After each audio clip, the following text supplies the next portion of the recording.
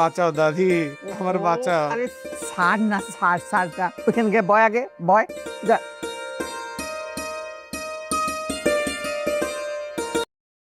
কক্সবাজার থেকে ফিরে আলবি এবং অনু তাদের দাদির সেবা যত্ন করার জন্য চন্দ্রা নামের একটি অসহায় মেয়েকে নিয়ে আসে। দাদি প্রথমে কিছুটা অনীহা প্রকাশ করলেও পরে চন্দ্রাকে বাড়িতে রাখতে রাজি হন। দাদির পছন্দের মাছ কিনতে আলবি বাজারে যায়। সেখানে তার ভাইদের সাথে দেখা হয় এবং তারা সবাই মিলে একটি বড় রুই মাছ কিনে। ঢাকা থেকে অনুর বাবা মা গ্রামের বাড়িতে আসেন। অনুর বাবা ডায়াবেটিসের রোগী হওয়ায় অনু চায়ে চিনির বদলে ভুল করে অতিরিক্ত লবণ দিয়ে দেয়।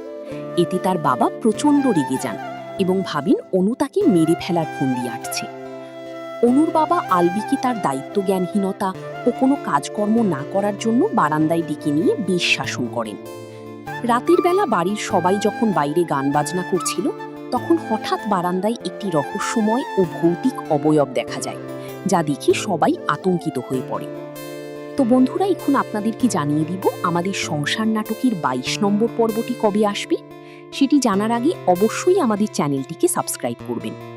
তো বন্ধুরা, আমাদের সংসার নাটকের ২২ নম্বর পর্বটি আগামী বৃহস্পতিবার দুপুর ২টায় শুধুমাত্র রেড ফিল্ম এন্টারটেইনমেন্ট ইউটিউব চ্যানেলে প্রচারিত হবে। আর বন্ধুরা, একটি রিভিউ ভিডিও বানাতে ১ ঘন্টা সময় লাগে, কিন্তু একটা লাইক দিতে ১ সেকেন্ড সময় লাগে না, তাই একটা লাইক দিবেন। আর আমাদের এই ভিডিওটি কে কোন জেলা থেকে দেখছেন অবশ্যই কমেন্ট করবেন, কারণ আপনাদের কমেন্টগুলো পরবর্তী পর্বে উল্লেখ করা হবে। দেখা হবে নতুন কোনো ভিডিওতে। সেই পর্যন্ত সবাই ভালো থাকুন, সুস্থ থাকুন। আল্লাহ হাফেজ।